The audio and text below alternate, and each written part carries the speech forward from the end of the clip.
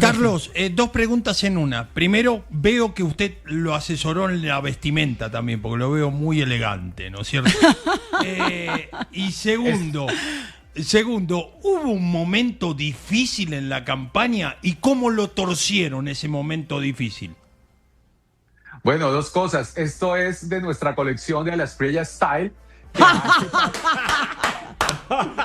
Bueno, Carlos, Eso toca el ron, la pinta, el vino, es que es todo un conglomerado. no, aprovechemos de una vez y le preguntamos a Carlos esto es Vanessa un universo. si vamos a ver vestido con ropa de la marca el día de la posesión Pues al nuevo obvio. presidente. Eso ni lo pregunte, que obvio. Seguro. Por supuesto que ahora tenemos una línea nueva, como se habrán dado cuenta, que tiene como base el tigre. Ya tenemos toda una moda con base en el tigre. Esto ha evolucionado de manera impresionante. Pero bueno, a tu pregunta, mira, el momento más difícil realmente de la campaña, yo te lo digo con honestidad, fueron las últimas 36 horas. Porque ahora lo puedo decir con claridad, a las 3:36 de la madrugada del sábado anterior a la segunda vuelta, empezó el tracking de Google a darnos unos resultados muy, muy apretados. Y ese fue el momento más difícil de la campaña, cuando ya todo estaba jugado. Y en eso tal vez solo una o dos personas estuvimos lidiando con esa crisis las últimas 36 horas. Pero de resto hay una cosa clave con las campañas. Las campañas no las ganan quienes más aciertan, las campañas las ganan quienes menos se equivocan. Y yo creo que esta campaña tuvo el menor número de equivocaciones posibles y fue una campaña que casi llega a la perfección.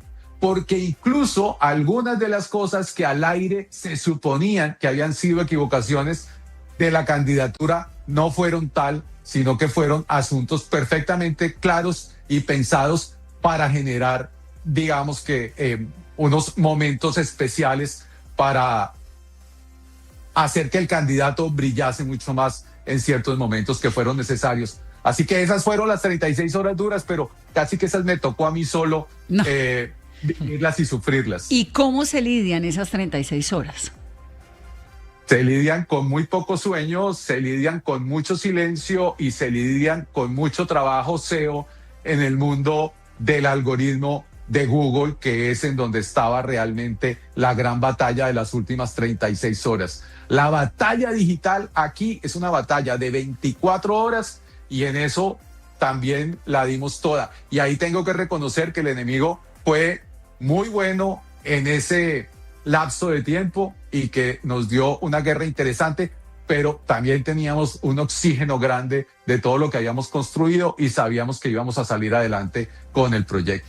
¿Qué tanto ayudó o no ayudó la participación innegable en política que tuvo el presidente? Bueno, miren, yo creo que aquí hay que decir una cosa clara. El fenómeno de Petro es un movimiento popular y ese movimiento popular evidentemente tiene un componente ideológico y político que hay que reconocer. Pero por el otro lado, la participación del presidente fue la participación de los contratistas, de los dineros públicos, de repartir los mercados, de tomar todo lo que la DIAN había incautado y entregarlo como dádivas a cambio del voto. Y también hay que decirlo que fue la participación del voto fusil que se vio reflejado en unas zonas del país controladas por los grupos narcoterroristas que llevaron a tener una votación atípica en departamentos como Nariño, como Cauca, como Chocó y en algunos sitios del Valle del Cauca. De manera tal que ahí hay un fenómeno, hubo una irrupción y fue una irrupción que evidentemente pues nos costó trabajo, pero que del otro lado teníamos otro fenómeno popular. Nosotros teníamos claro que la única manera de enfrentar a Petro era con un fenómeno popular como Abelardo de la Espriella, y en eso estuvieron equivocados todos los dinosaurios que hacen política de la manera tradicional y que hoy seguramente deberían estar repensando cómo va a ser la política del futuro en el país. En esa construcción del personaje, Carlos, ¿usted alguna vez le ha dicho a alguien, no, usted no da para eso? Muchísimas veces.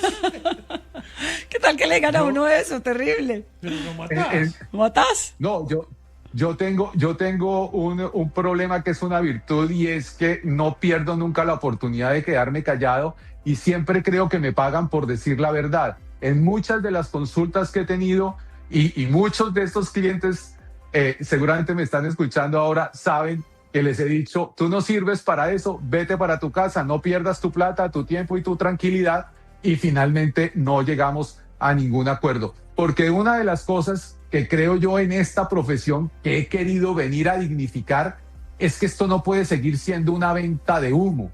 Y la venta de humo y la fe y la esperanza pues no van con lo que uno tiene que ser, y es hablar siempre con la verdad.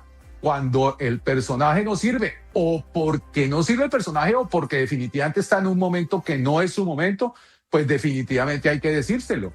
A mí me dicen que yo hago Suárez terapias y yo siempre creo que en las consultas que hacemos, le digo a mi equipo, cliente que no llora cuando pasa por estrategia y poder es un cliente que dejamos pasar porque esto es emocionalidad y hay que hacer siempre una extracción de todo lo que lleva a esa persona por dentro para saber si vale la pena o no asesorarla. Y en esto yo he preferido tener buenos clientes en vez de tener dinero, que el dinero es importante, pero hay que privilegiar la profesión por encima del dinero. Oiga, Carlos, ¿cómo leyeron ustedes a las juventudes? Esas juventudes que hoy están algunos todavía protestando, diciendo que van a estar en la calle, que van a acompañar pues toda esa oposición de Iván Cepeda, pero ustedes, digamos, con una opción de derecha, un poquito más hacia allá de la derecha, para conquistar jóvenes, porque últimamente sí se decía como no, la izquierda se apoderó de la juventud, pero ustedes también lograron captar una gran cantidad de personas jóvenes en su campaña.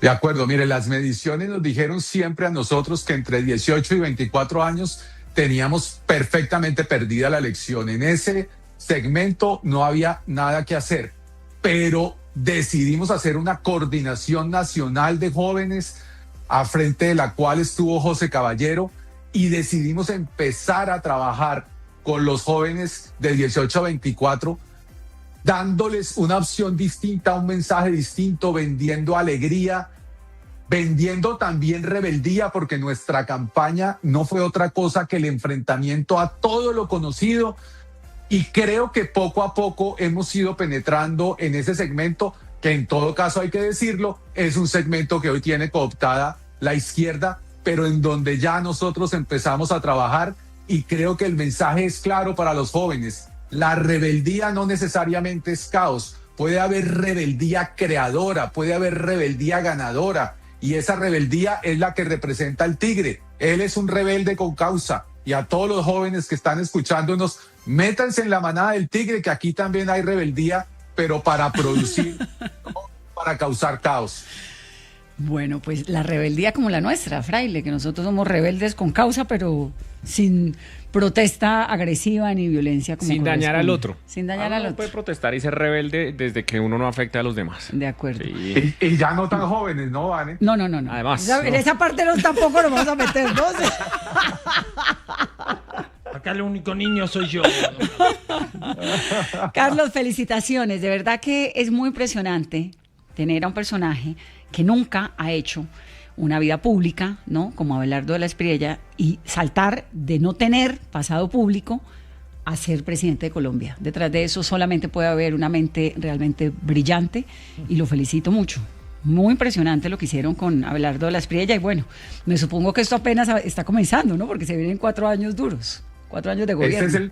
Este es apenas un nuevo hito que rompió el tigre, y ahora arrancamos a generar hitos en gobierno, porque este es un gobierno de reconstrucción, pero también de ruptura. Aquí se rompieron los 25 años del siglo pasado que irrumpieron en el siglo XXI, y apenas en 2026 arranca el siglo XXI para la política en Colombia, arranca con la era del tigre, y por supuesto que tenemos un reto impresionante porque el país ha quedado destruido por dentro, y hay que tener un gobierno de reconstrucción, no solamente del Estado, sino por supuesto también del tejido social, y hay que trabajar y traerse a la manada a esa 50% de colombianos que podrían estar en otras toldas pero que necesitan reconciliación para que este país pueda irse al siglo XXI verdaderamente en la era del tigre. Sí, y que pueda seguir avanzando. Mi reconocimiento, Carlos, felicitaciones también a Liliana Sandoval, que ha sido una mujer que ha estado tan presente en esa contienda y en todas esas ideas y en esas luchas tan grandes. La estrategia detrás del éxito de Abelardo de la Espriella se llama Carlos Suárez. Gracias, Carlos, un abrazo muy grande.